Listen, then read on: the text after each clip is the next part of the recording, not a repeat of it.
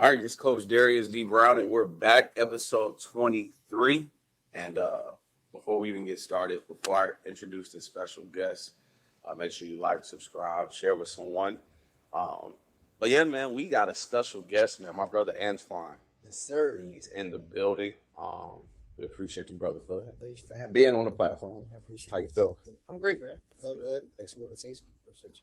Absolutely, man. So, for those that do not know who the man behind the plan, the man in front of the plan, the man beside the plan, Antoine Adams, man. Listen, if you don't mind sharing your background story, who you are, where you're from. So my name is Anton Adams. I'm just a little guy, from Philadelphia. Okay. Well, yeah, I'm down in Philadelphia, man. Uh, I work in artist management, music entertainment industry, where I manage artists, do artist management, business strategy, and creative direction. I've been doing that about, I want to say, 20 years now. I would say, yeah, I started like 2006. Was pretty much on like the lower scale, kind of working with a bunch of independent artists back in Philly, who were just trying to, make a name for themselves and so forth. And I think I kind of became like that, assistant kind of person who kept the calendar, make sure everybody was at rehearsal, knew what rehearsal. It kind of just took care of the business in that aspect. And then it kind of turned into like, we trying to get, them on like events in the city and so forth. It's kind of took off from there. So it's been good, man. It's been rewarding as well. So it's been pretty good. Philly, man. Them Eagles, man. They might take it best. Second yesterday's game was bad for me, so please. Oh, y'all didn't go through emotion. I got you, man. Y'all better than my Falcons, so Oh yeah. we haven't been the same since we played the Patriots in the Super Bowl. Yeah. No, I think we've been having a great one, man. It's great season. I really wish we would have the last two wins home when we didn't. My Cowboy friends out there, that's the worst team that means to The them. delusion, delusional fan. Yeah, man. But nah, man, that yesterday game was just super. This is so pissed off, bro. I been pissed off. I agree. We should have had that. Man, so let me ask you: was there a specific moment or artist that you work with that you say, you know what, I need to be doing this. I need to be assisting artists as far as ensuring that they're on the right track or scaling their music career. Uh, Let me see. I would say that the artist that I would pretty much say would be Jonathan Wilson. Okay. He's a gospel artist.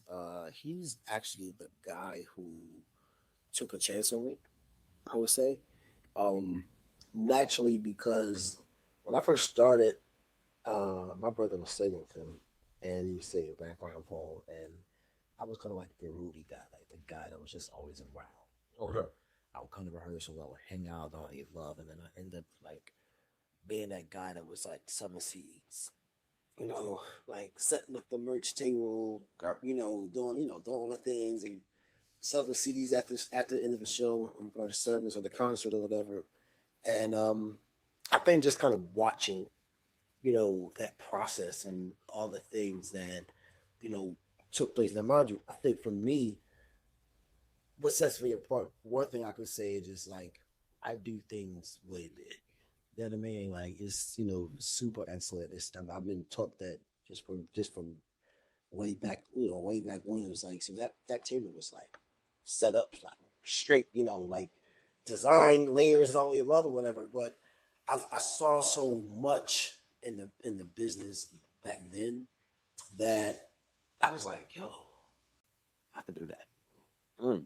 Like I could I could take on, and management, or I can try to book a date, or I can, try to create opportunity and so forth because I got dog in me, hounding, and Mm. you know, I feel like you can have the talent, you can have as a manager, you can have the skill set, the know how, but one thing, you know, if you have like that dog, you have that.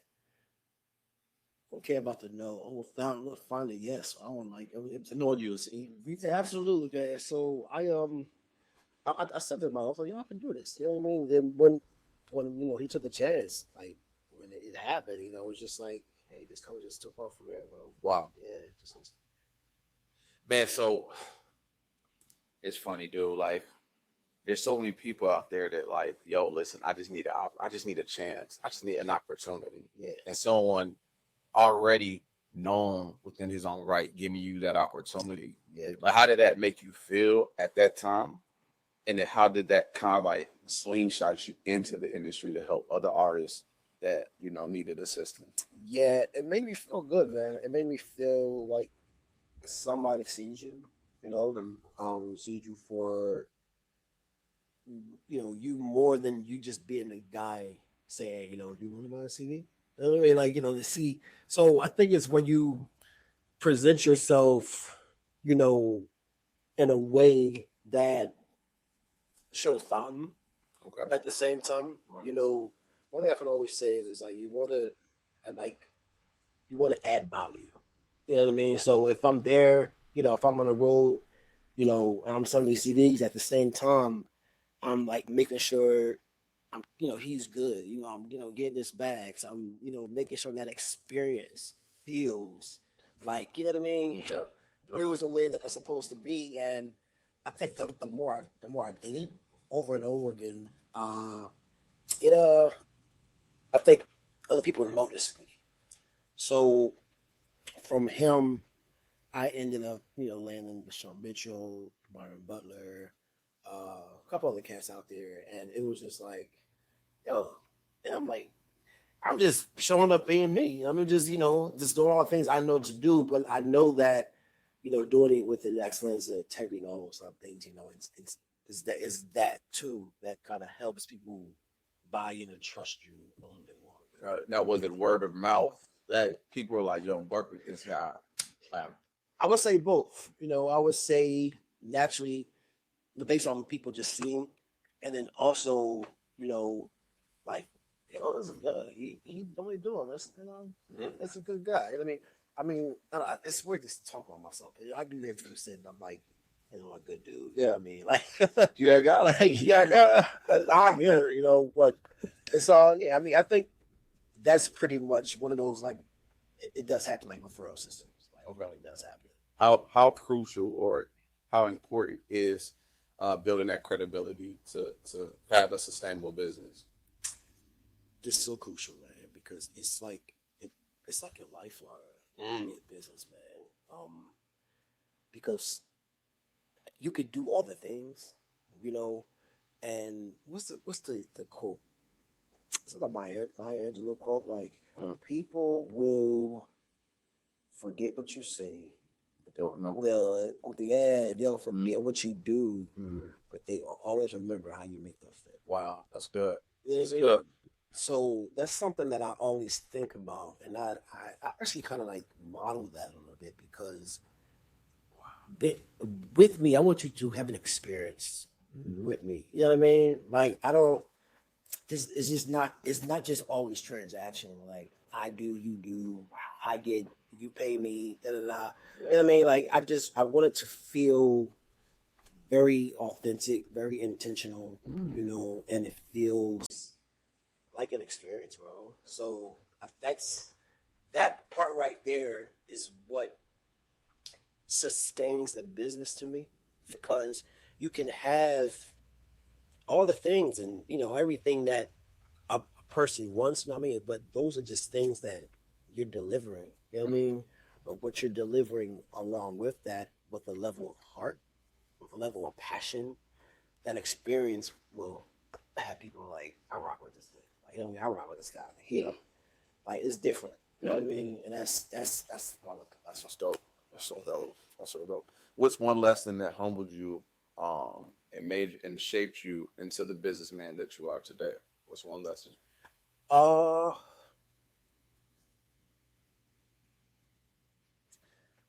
you know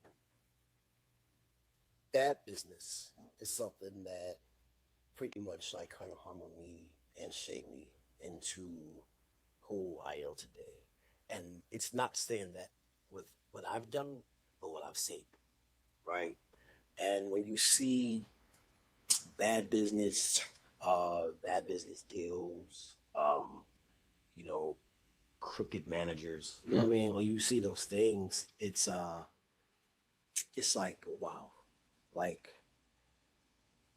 I don't want to be moped in or categorized or like have that stigma kind of thing. You know what I mean? It caused me to sit back and be like, yo, how can I just make sure you know, I create my own lane, ride my own wave, and remain one, humble at this because at the end of the day, it's just like this still gotta be my wife. You know what I mean? Right. And people don't have to trust you with theirs.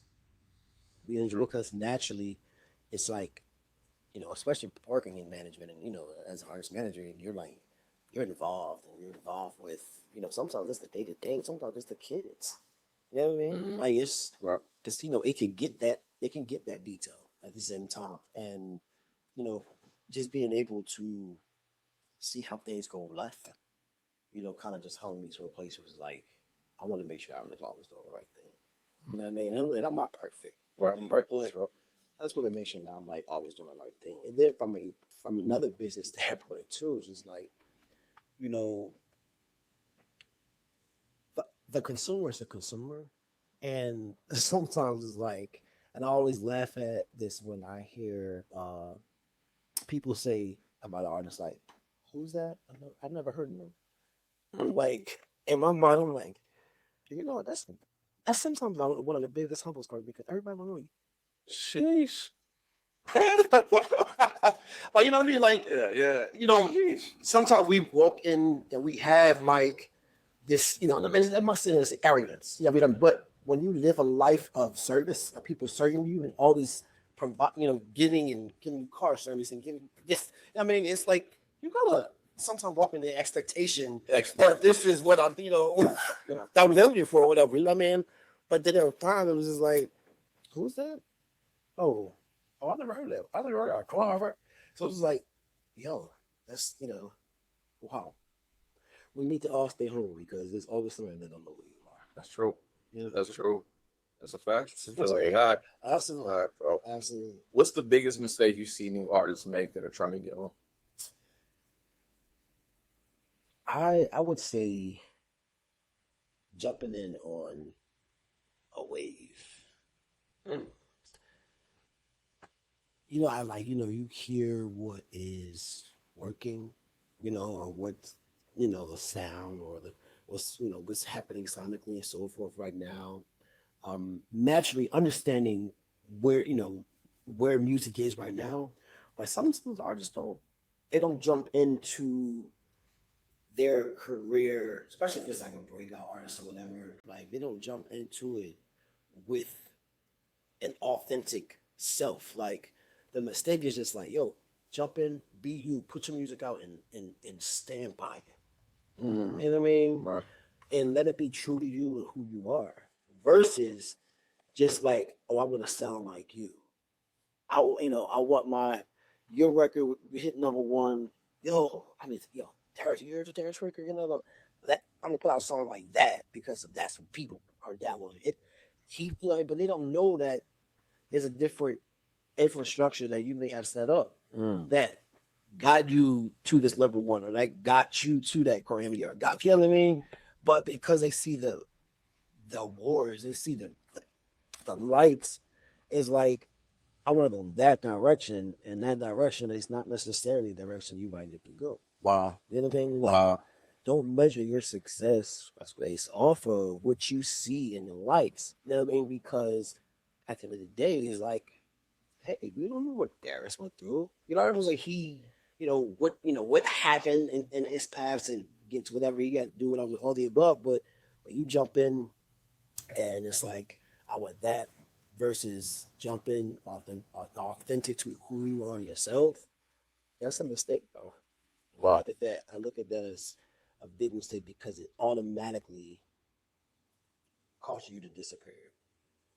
You know what I mean? Like you jump out there, like and put a record out there, and it's not you. And sometimes it's like, and I just actually just posted about this the other day. Like, yo, y'all, like before you put out music, like just make sure you let somebody hear it. You let get some direction, get some feedback or whatever.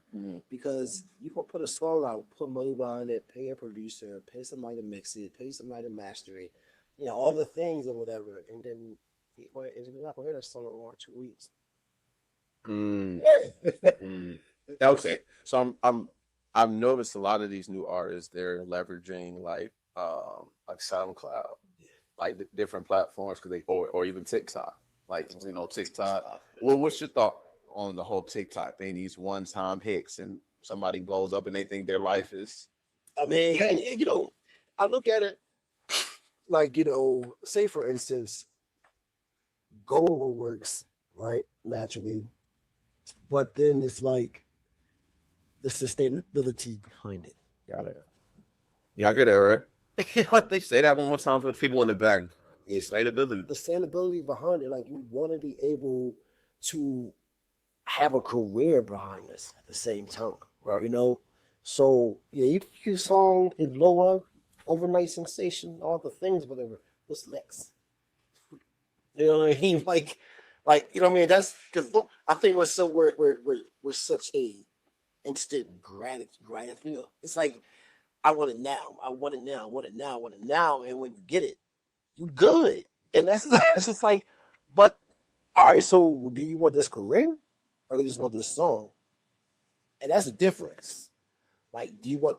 Did you want the song? Whatever. And then you got now a lot of the labels, a lot of the you know, uh, major managers and all the above are seeking individuals like that because of the likes, the follows, the song is big, whatever like that. Then on the flip side, it's like you can't even follow that up Right. with another song, and it's like the more trash music.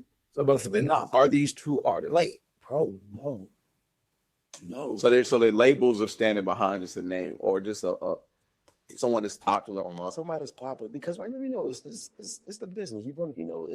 It's all about the consumers. It's not about the artists. It's about the consumer. Yeah. You know what I mean? Like, Yeah. you want to know who's gonna. I'm investing do X amount of dollars or whatever. How am I gonna get this bread back? You know what I mean? Right. Like so it's easier to go with someone who's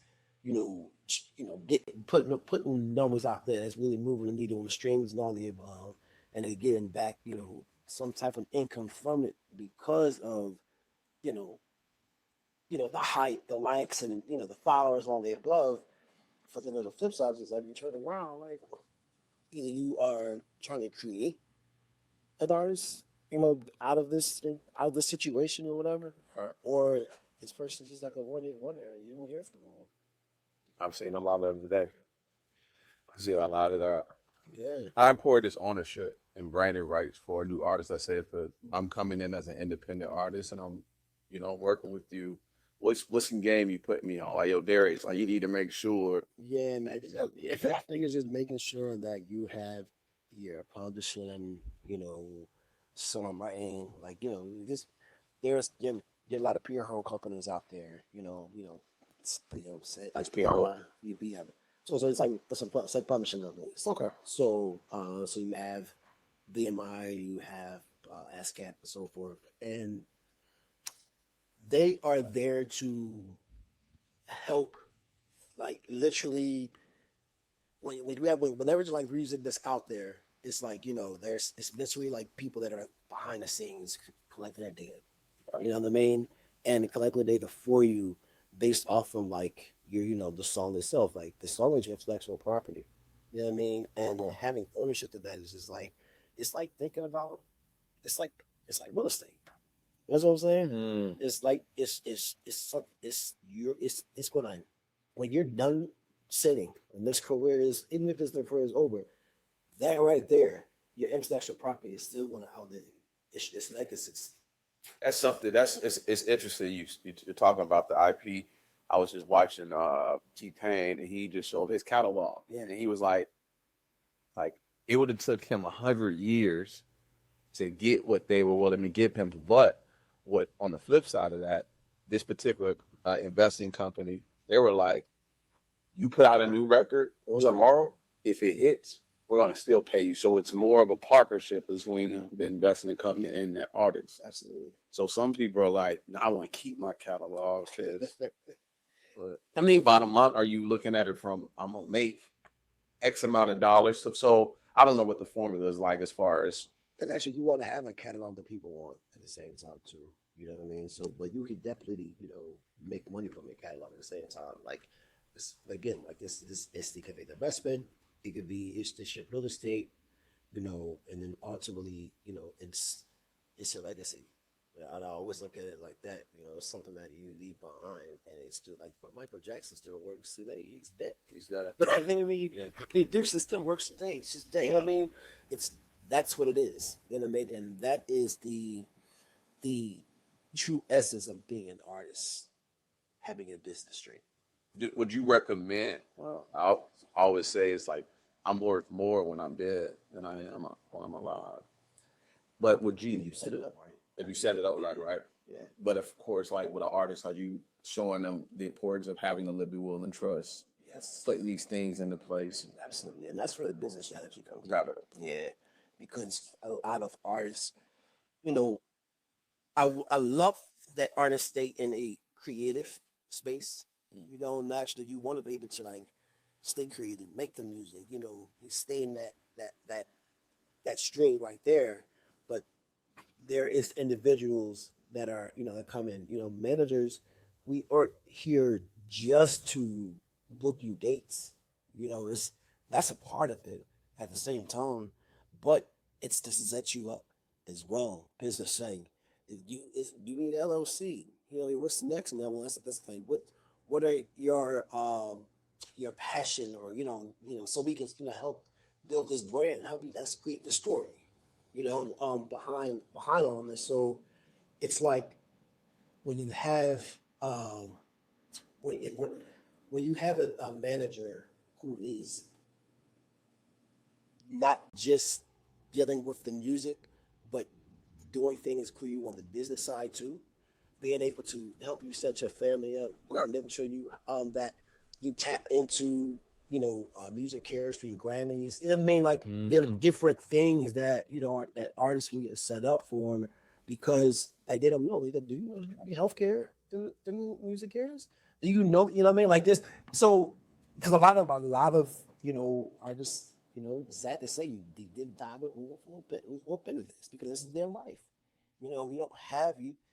So it's like, are we helping you set that stuff up? Get you a 401k, get you all the things, help get your credit straight. You know what I mean? Now, I'm not a credit specialist, but you connect people with like you in your life at the same time. Like if I have a resource that we can get you connected to, so we can let it lot. You know what I mean? So it's again, it's the news of that, but being a manager also, encourages myself just being able to strategize on the business side as well. I want your artists to think like CEOs or of their business, entrepreneurs. Hey, you have individuals like your manager, your booking manager, your assistant, all the above. Your party like your board of directors. You know what I mean? So from there. I also like you from Philly, man. I'm from here. I'm from Atlanta. But a lot of these artists, man, they just don't have a mindset. They coming from the hood, bro. Yeah. So the mindset is not there. Or they don't have a mindset like, bro, business. Like, it's foreign to them. Yeah. So how, like, I know you have to have patience Yeah. with your artists. If you say, I get it. We come from the same background. We come from the same, you know what I'm saying? So what's that combo like? It's a real conversation. I think a lot of it based is life happening. You know what I mean? When you see, like God forbid, man, for this, let's take this true. Like, I have a cousin who died. Didn't know that he was sick. I was a musician. Played around the world, playing for different artists, all the above. Went to the hospital, found out he was sick. found out it was a lot more serious than what it was, you know. Right. Ended up passing away from the sentence as well. And you think about people see that and how it affects you, and then now it's just like it was no insurance in place, you know, there was no life insurance, no, it's you married, you got kids, Mm. you know. So and then it took a few of his friends, you know, to turn around and like, yo, they made a foundation out of like, I forgot the name of it, but it's just you made a foundation like, yo, know what you know your status, something like that. It's something almost lines or whatever. But I think from life experience is what really shapes decision making when it comes to you know those conversations. Okay, just like hey, you know, not say you want to be like that, but what nobody does. But at the end of the day, is like I think the craziest part is like nobody has to talk about that. Nobody has to talk about the end, but it all is going to end. You know what I mean? And it's like when you look at it, it's just like yo, let's make sure that this right here works for you now and then. That's good. But at the same time too. Right. And whatever that takes, let me create and work that middle from a business standpoint. Because like you don't want to find yourself in a situation where when you're gone, your family's left with more stress and more strength with who you were. You know what I mean? And they loved you while you was out here making music, traveling the world, making people laugh, making people feel good. But when you died, you make it, you call them pain. You call them more pride at the same time.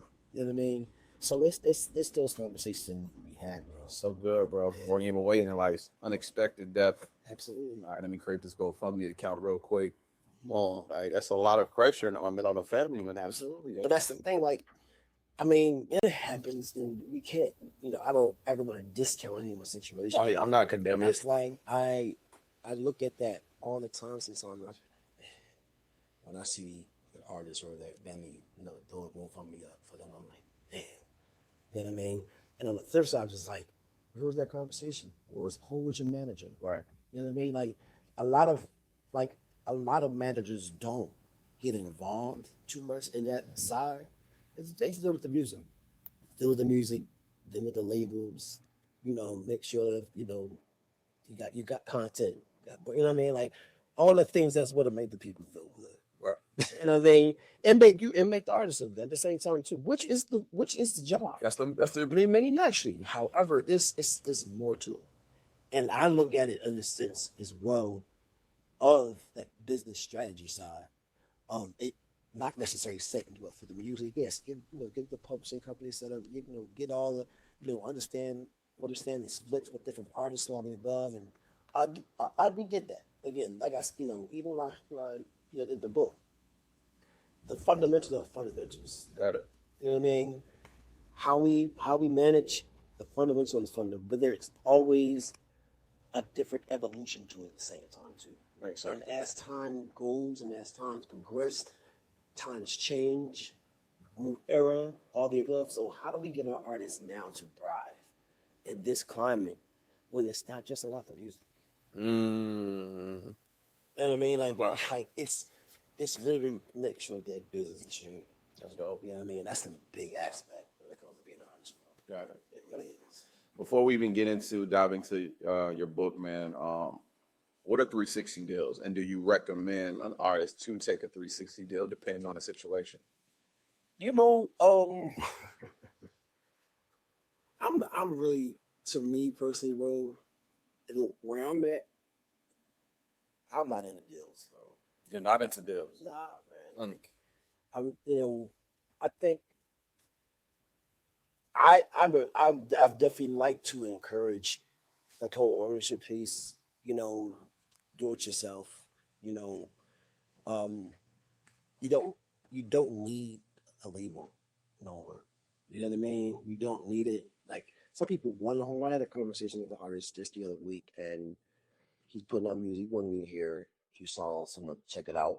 You know, and he was like, "Yeah, I'm trying to find a home for it." Whatever. I was like, "For what?" Like, you know what I mean? It's like, Mm. and naturally, like, I get where you want to get the bag, or you want the bank to pretty much go behind you because, you know, the label naturally can provide, you know, said dollars to fund marketing, Right. fund promotion, you know, you know, right, get you some playlisting. You know what I mean? But these days, you present yourself.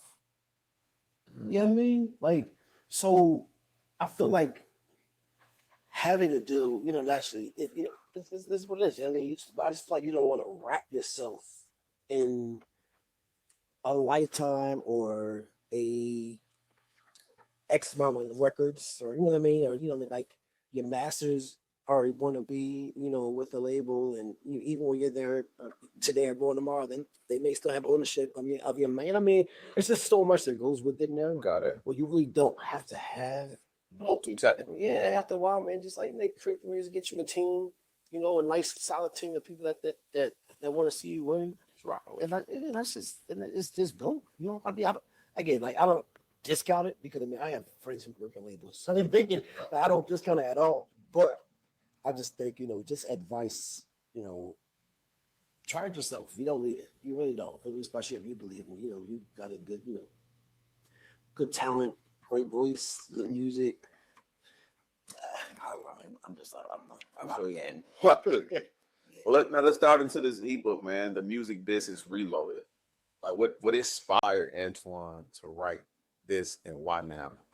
You know, I talk to a lot of people know I have a lot of conversations with artists, independent, even mainstream, um, on what you think, how to, yo, I want to bounce this off of you. And so after a while, I'm saying back, you know, I'm like, yo, I do believe that people still want to learn this business. They really want to know. Because, you know, you have people out here that's just out here just making music, you know, just doing what they need to do. But there's a news of people who still want to know the business. They want to know how to, what's the right thing to do, what's the right time to put out. You know what I mean? There's so many attributes that comes along with it. So when I did the book, I found myself, I was literally in my house and I had like three old, like, all this know about the music business. Uh, it's like something about the urban music dictionary. So it's like, you know, it's like certain books I had. I was looking at them. I was, you know, going back through, opening them, whatever. And I was just like, you know, like, the thing about it is like, this is stuff, the information is still good. But when I look, I'm like, there's some error in this now. You know what I mean? Like outdated? It's like fabrication. It's like, you know, not fabrication, just more so like it's out, it's old. Okay. You know, so that's where the reloaded part came from. Okay. You know what I mean? So like I always say, the fundamentals are the fundamentals. Right. You know, the floor is the floor. So you've got to have something to stand on. So the music business itself, from its practice, if that's what it is. But the reloaded part is, you know, we're living in technology world now. Mm. You know, these books speak nothing about it. So we're going to like download information on how to or what I need or whatever. Those are our go-to books. Wow. And we don't, so like, and again, I'm not saying I have the only book out there, you know, that is giving you like more modern current information. No, I'm sure there's others at the same time, but I wanted to, based off of all the Q&As that I've done, all of the questions and, you know, the coaching calls, the development calls and all that, I wanted to put it in book format. Okay, and, you know, and really give people this information, this game. You know what I mean? That's dope. That's dope. That's pretty much where it came from. And you created some one time that can help someone 5, 10 years from now. No, let me tell you, the moment I announced the book is the moment, I think the day after or the day before the AI virus came out. Yeah, wow. I was, wow. Wow. My man, he posted on his Instagram, and I think it was like when they first, like, yo, three, deal, signed to a label, ARs, and people, the industry was going crazy. I saw a bunch of people posting repost, and everybody different mixed emotions, all the above, and I think I wanted to say the next day, like, yo, this is perfect time to release this book. Like, you know what I mean? Like, and I put it out, and but I didn't know. I already had my date. I was gonna release the book. I was announced it like weeks before. Like, had I something coming? It's, no, yeah, and that happened. And I'm like, yo, this is crazy. So I was like, yo, this is the line because this is really, you know, I let people know, like, yo, AI is a source. That's a tool. But bro, where's the money going? If this is an AI artist, 3 million, and it's going back to the label. So there is a person behind it. So just recently, I think the young lady did an interview with what's Oprah's brand name?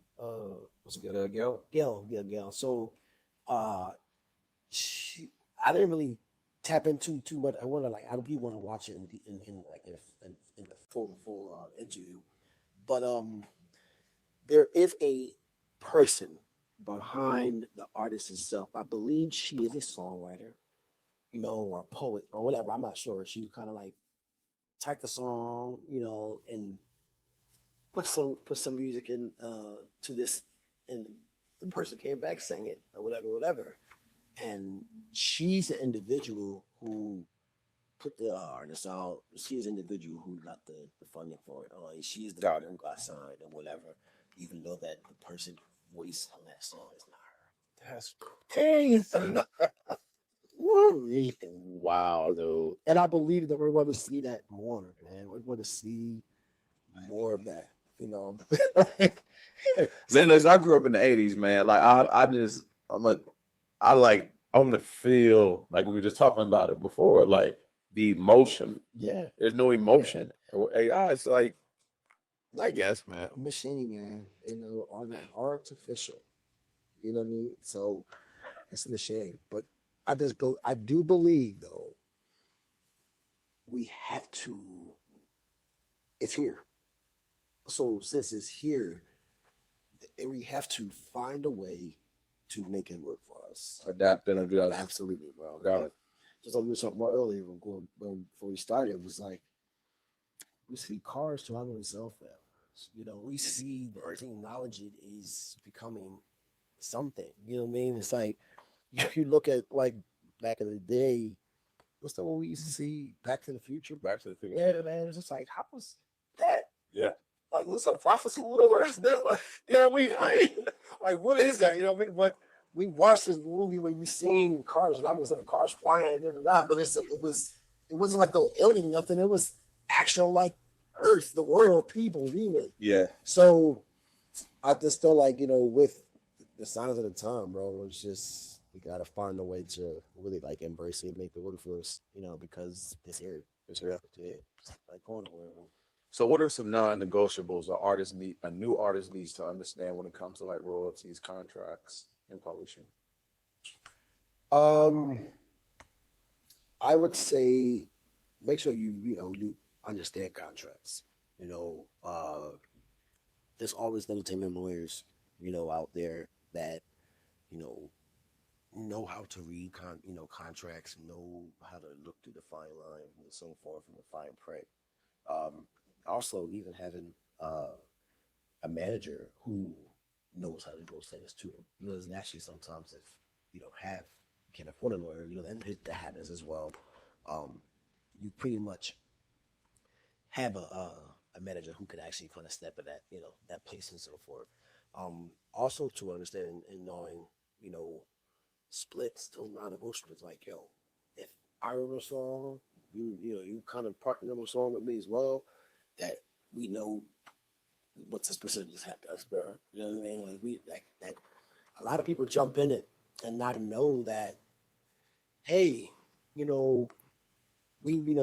pretty much clapping a song, the song comes out of it or whatever, and we don't really have any of our public place or like, songwriter spaces place or whatever.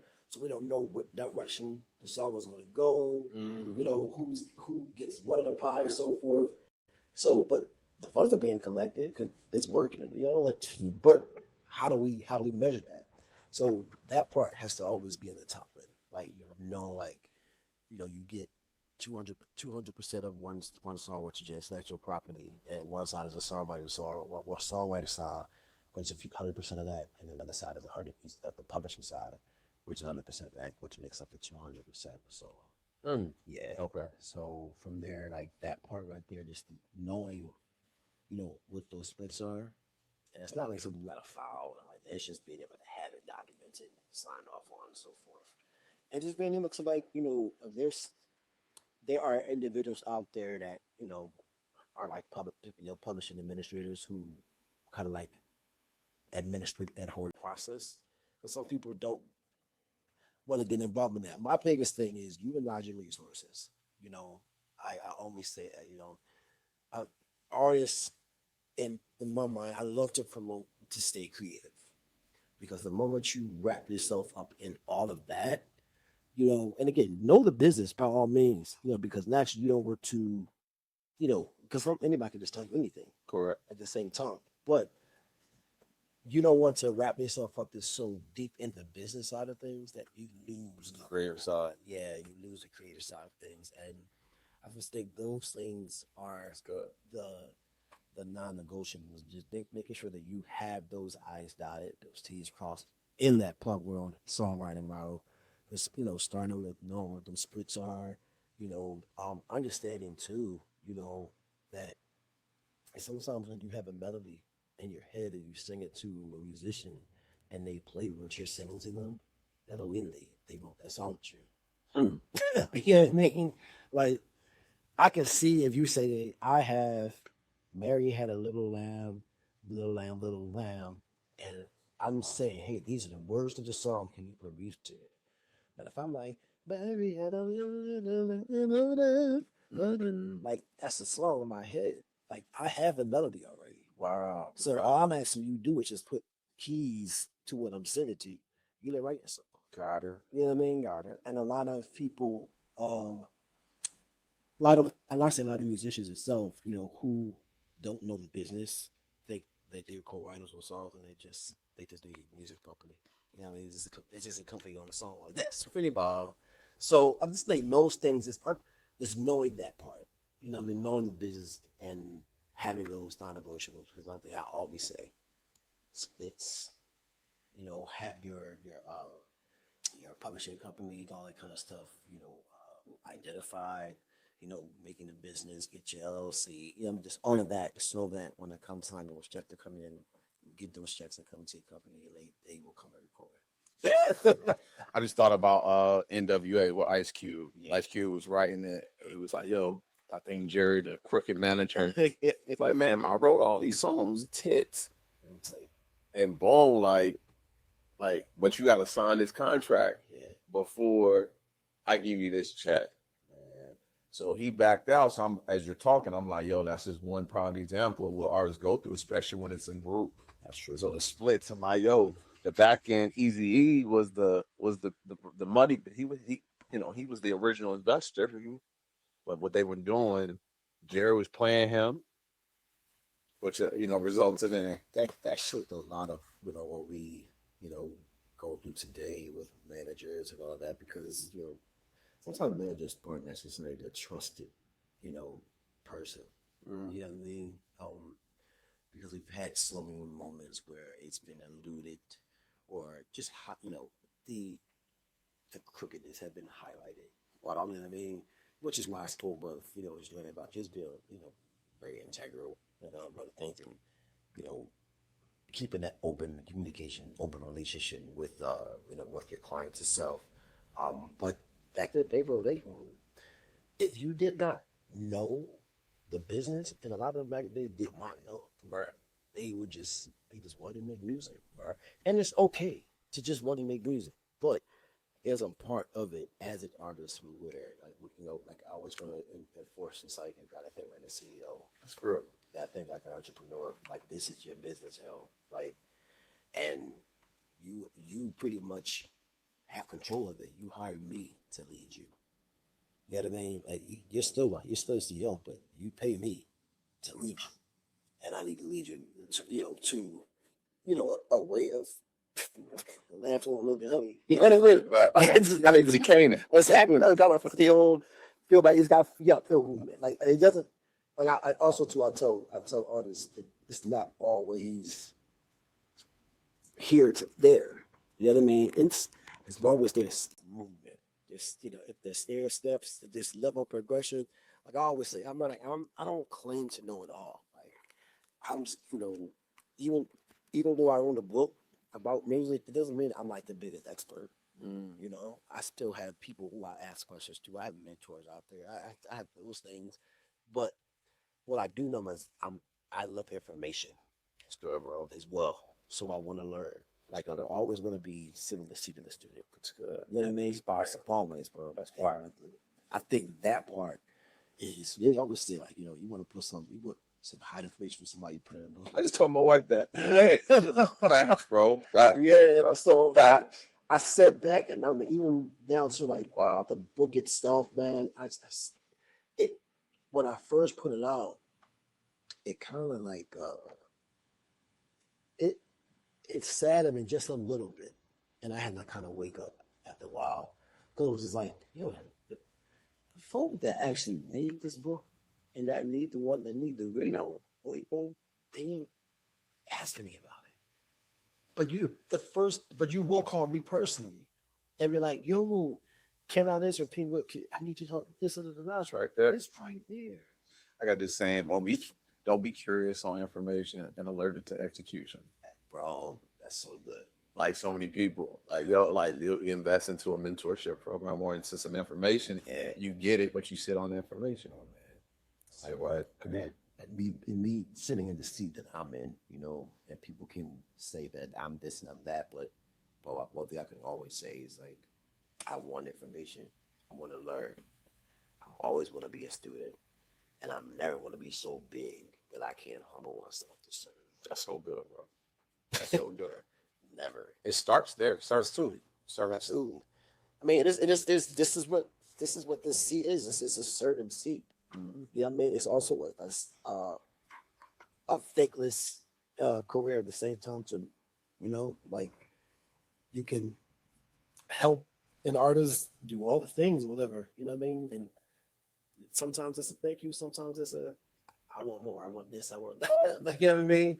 But it is what it is. You know what I'm I feel like it's a recipe for disaster, man. You know what I'm saying? That's like Who are some artists, new, old managers that you respect in the industry?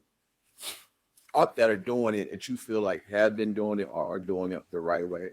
Their integrity is intact, their business ethics are intact. So just say the integrity can change the business ethic and it's sort of thing. Right. One person I always think about, that it's like it's so sad to say his name because of everything that he is going through right now. But in his good day, it's always Denny has always been a mentor of mine. Okay. You know what I mean? Yeah. That's like mentorship from a watching standpoint. I don't know him, never met him. You know what I mean? But I just think like for him and how he's created his entertainment company, Bad Boy, that's mine was Soul Boy. You know what I mean? So it's like he created that platform. He created opportunities for artists, managed artists, and still had a platform for himself at the same time too. So I always, for me, like I am let me get my Diddy on kind of guy. You know what I mean? It's too sad. Like I said, this is the craziest time to talk about him. But at the days, it's like this world. Like he's definitely like there's something that I like looked at. You know what I mean? But there's other individuals who that I can actually touch as well.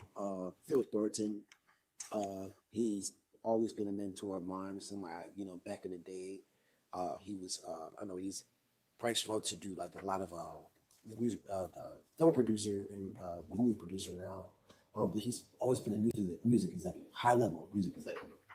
And working with another artist of mine, I got a chance to like connect with him, meet him, and so forth. And he was somebody I could call, ask questions, you know, and not be, I could ask a stupid question, a silly question, and be like, and not feel like I'm more harasser, you know what I mean? So it's like, yeah, you know what I mean? But yeah, so I get it, but it's like, he's one of those as well. Walter Thomas is one of my closest friends out there in the industry. Doing a way big managed artist, DP at Motown Gospel right now. So I have individuals who, again, these are colleagues of mine, friends of mine at the same time too, but they're also individuals who I can put the phone and be like, yo, what about this? I'm trying to do this when you think about this. Just know what I mean? So, and get the insight from, individuals like that. So I those would be two individuals who I would, model and just, say like be like they're like, for instance, yeah, mentors. There's all that helps you. That's old, man. Man, listen, guys. I hope you guys take some notes, some copious notes, man. Antoine dropping gem. So what we do here, man, we do a little thing called quick fire round.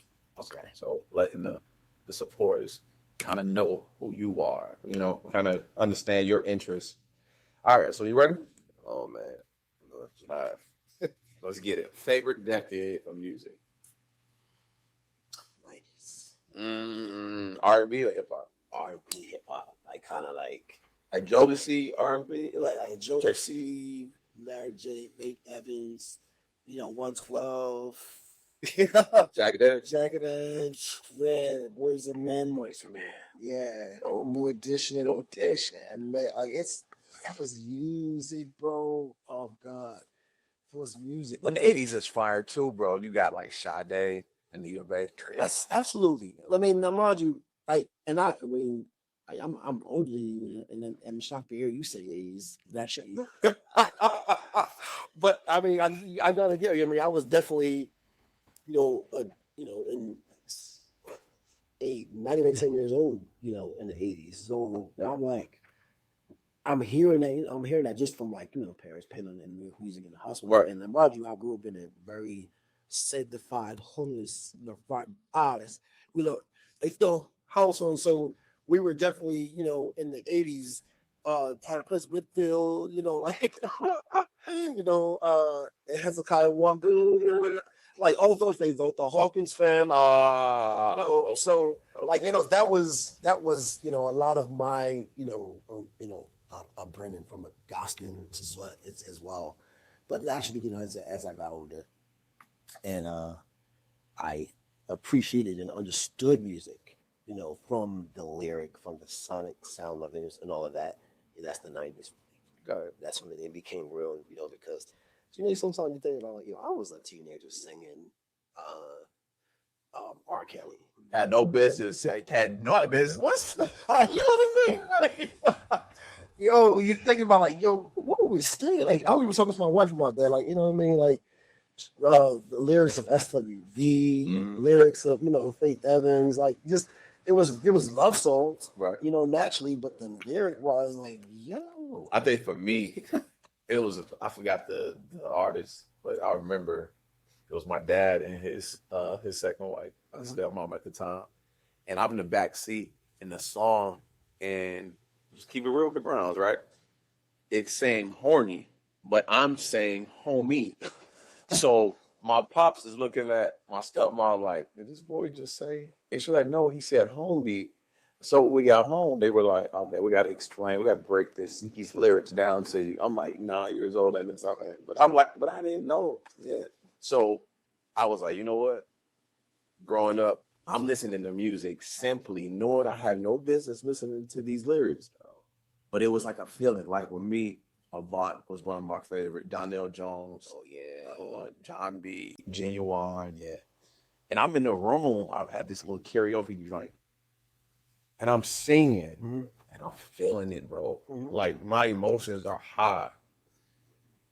And my mom was like, boy, like you love music. Yes, I do love music. You know what I'm saying? But I think at the time I didn't know what they were saying. It was just that emotion. The singer, sometimes, but that part too brings down the, you know, when your parents just see like, oh, it's singing, Yeah. you know, like, but I know that was like kind of similar experience for me, you know, just listening to music and just, you know, in the house, you know, there's more control in your head and, you know, just looking in the mirror and just trying to like perform because Marge Alamo, nobody knows that before I, you know, jumped into the business side of it, I sang. I mean, I heard the note. I heard the note. Like, no, like, oh my God, he got some bites on him. you know, for like I sang, bro, and I think for me, I didn't have the artist path. I didn't want to be like a stage artist, you know. Um, I knew I knew how to sing. I mean, you know, I went to school for music. You know, I did, you know, sang classical opera. I mean, I did all that, you know. But I think growing up, you know, that part of hearing like, you know, the vocals of like Boys and Men, you know, we all went to the same high school. You know what I mean, they were a lot older than me. Or You know, yeah. So like going to create performing arts high school back in Philadelphia, you know, Boys and Men was there,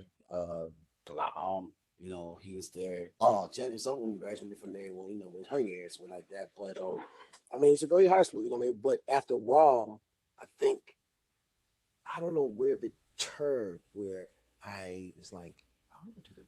You know what? I was on stage one time singing. I was bad on the background. And something's happening with the sound. Something was going on or whatever, whatever.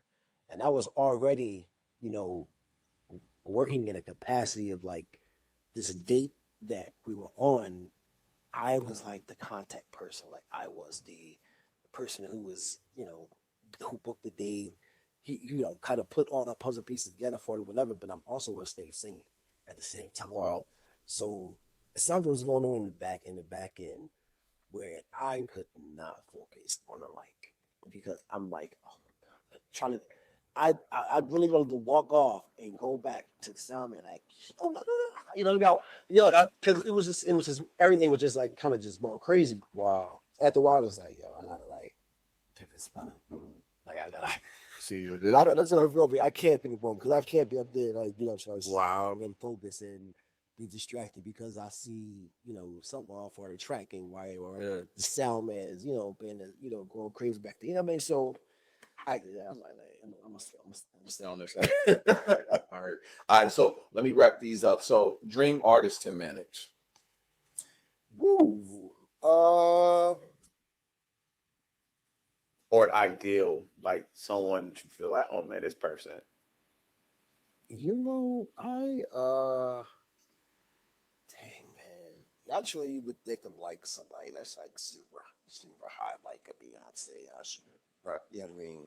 Naturally, I'm not going to say them in particular, great artists by all means, but that would be my dream management role, Got it. where it's someone super mainstream. Got it. It means like where you know it's tours after tours, it's brand partnerships, it's movie deals, it's you know it's all the things, commercial. You know, what I mean, it's this thing. It's like it's crying. Yeah, you know what I mean. And I would love to be all of that, bro. That's awesome. What most underrated skill in the music business? Most underrated skill.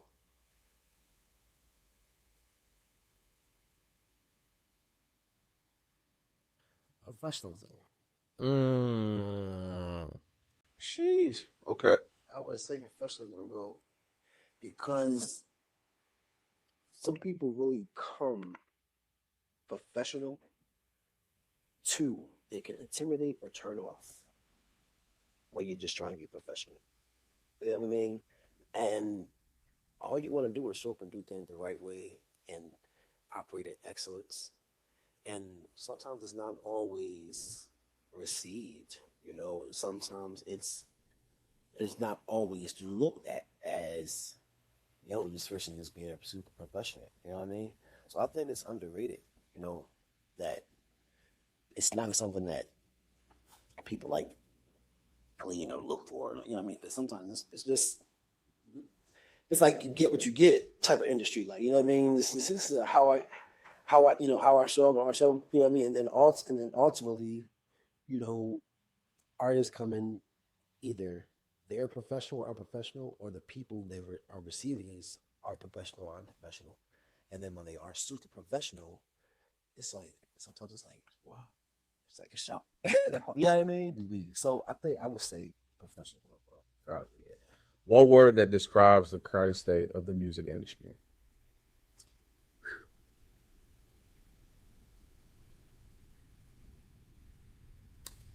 Challenged.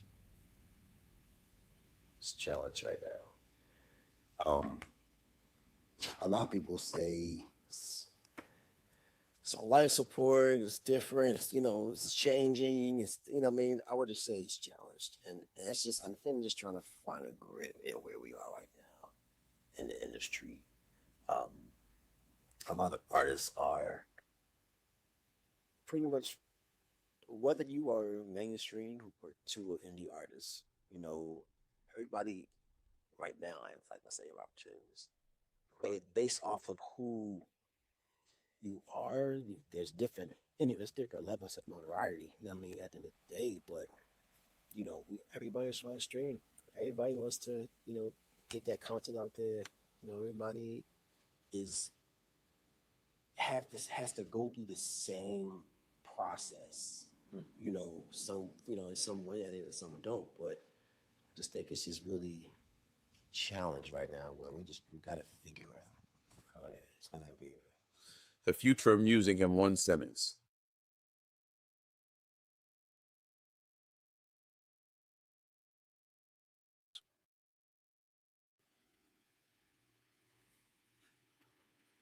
Got you thinking. Yeah, I would say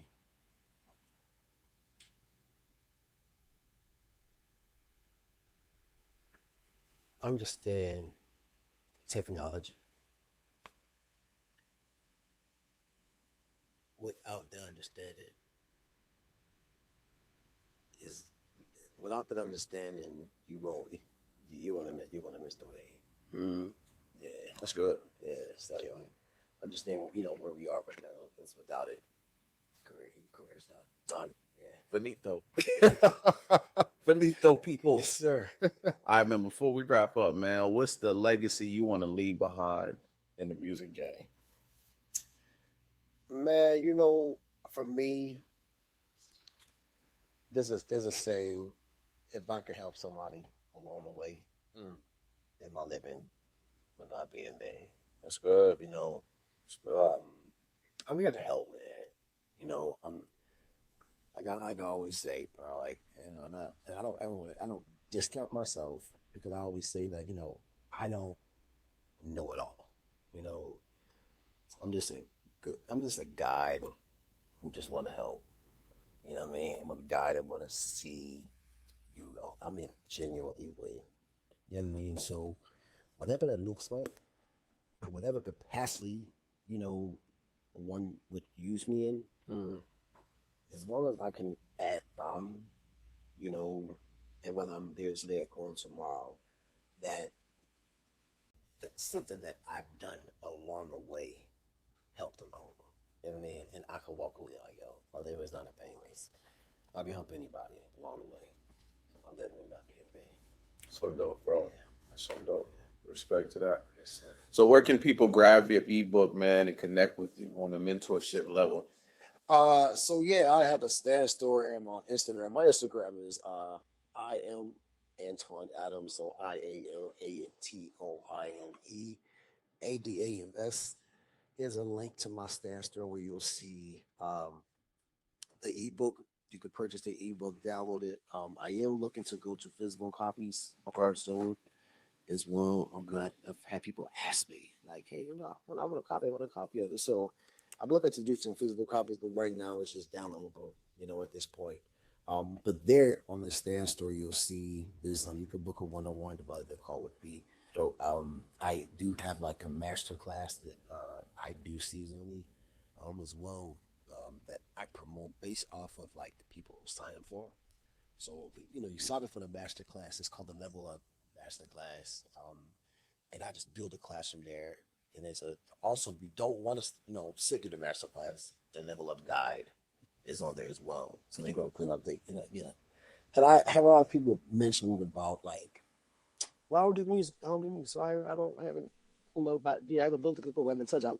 But to me, and just let you know, you guys know out there, the book itself, even the guide, it's yes geared to a music artist, independent artists in particular. But it also has a component that also helps the entrepreneur.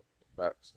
I've read it, so I was about to say, like, you can extract, no matter what industry you're in, you extract. And that's I wanted that to happen about it. So, Because the biggest part of it is the music itself. But and thank you for reading it, but you can even attest to it that I want to push business, entrepreneurship, being a CEO of your career as a music artist, but then in general as your own individual as well. super dope. And we'll make sure we have Antoine's socials in the description, as well as how you can get a copy of his book, man. But man, listen, before we wrap up, bro, what's some advice for the dreamers out there and people that are like, yo, I'm ready to level up, maybe going into 2026? What's a piece of advice from you to people? I would say one is just stay authentic and true to yourself. I say do it for the art, no concerns for the chart. Ooh, hold on. No, you put it on the phone. Said that means that. Let's say it like do it for the art. The no concerns for the chart. Because when when you get in that part of the world, again, like I said, I always promote teams and all that. It's just about this is where I come and play. Again, it's just staying creative. You're staying in that, that mode of being an artist, and you love what you do. The other part, sometimes you can be like, oh, what I mean? You can turn. So just stay loving the music. Stay loving what you do. Even if and again, but also the CEO part, understanding the business knowledge is everything. You know what I mean? And also understand that this is a formula that I go by, and I always tell artists this as well. A plus E equals R. Activity plus effectiveness equals results. I like that. Yeah. So whatever you're doing out there, if it's effective, it's going to yield some type of result. Don't always look for the big. It just has to, as long as you see a result come from it, just stay effective and stay creative. Keep the activity going. That's good. That's also cool. Let's go. I heard it, man. Himself. I appreciate you, brother, man. We appreciate you, bro. For sure. Definitely, man. Listen, guys, make sure you guys tap in with bro. And until next time, man, we'll see you next week. Thanks.